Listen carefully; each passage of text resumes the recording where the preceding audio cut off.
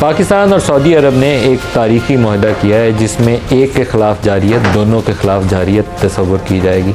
जब से इस इलाके की सूरत हाल ख़राब हुई मिडल ईस्ट की, और ख़ास तौर पर ये जो रिसेंट एग्रेशन था इसराइल का ईरान के ख़िलाफ़ और फिर दोहा के ऊपर जो उसने हमला किया, उसके बाद एक चीज़ बहुत वाज़ेह थी कि इसराइल से तमाम मुस्लिम दुनिया को ख़तरा है, और अमेरिका ने जो तमाम दुनिया में ढेरों जगहों पे उसके फ़ौजी अड्डे मौजूद हैं, वो किसी भी मुस्लिम मुल्क की हिफाजत के लिए नहीं आएगा। कतर की जिस बेस से उड़कर इसराइली जहाज़ों की रीफ्यूलिंग की गई, उसी बेस के ऊपर अमेरिका बैठा हुआ है, उसी बेस के ऊपर कतर के भी हवाई जहाज़ खड़े हैं। लेकिन कतर के अंदर उन्हीं को हमास को अटैक किया गया जिनको दावत देकर अमेरिकी दरख्वास्त के ऊपर कतर ने उनको दावत देकर बातचीत के लिए बुलवाया था।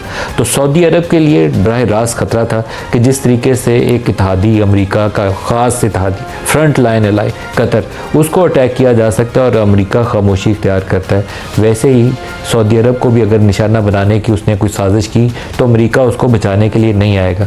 अमेरिका के अंदर भी सऊदी अरब के अंदर भी अमेरिकी फ़ौज मौजूद है, जिस तरीके से कतर के अंदर उनका बहुत बड़ा एक अड्डा मौजूद है, इसी तरीके से सऊदी अरब के अंदर भी वो मौजूद है।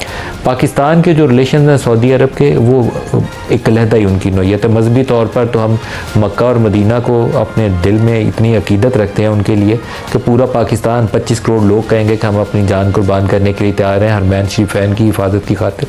लेकिन एक डिफेंस पैक्ट हो जाना, म्यूचुअल ट्रीटी हो जाना, उसकी एक अलहदा नोयत है। दोनों मुल्कों की फ़ौजें ताउन करेंगी और पाकिस्तान के अंदर वो कैपेबिलिटीज़ मौजूद हैं कि यहाँ पर डिफेंस इंडस्ट्री बहुत बड़े पैमाने पर खड़ी की जा सकती है।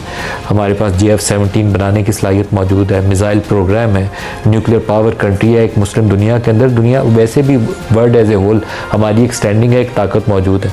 तो अगर सऊदी हमारी डिफेंस इंडस्ट्रीज़ के अंदर आके इन्वेस्ट करते हैं और पाकिस्तान इन रिटर्न उनके डिफेंस को एश्योर करता है, तो इससे बेहतर अरेंजमेंट हो नहीं सकता। और इसके अंदर आगे चलकर अगर टर्की और चाइना के साथ एक कोऑपरेटिव अरेंजमेंट हो जाए तो ये एक मोस्ट आइडियल सिनेरियो बनता है।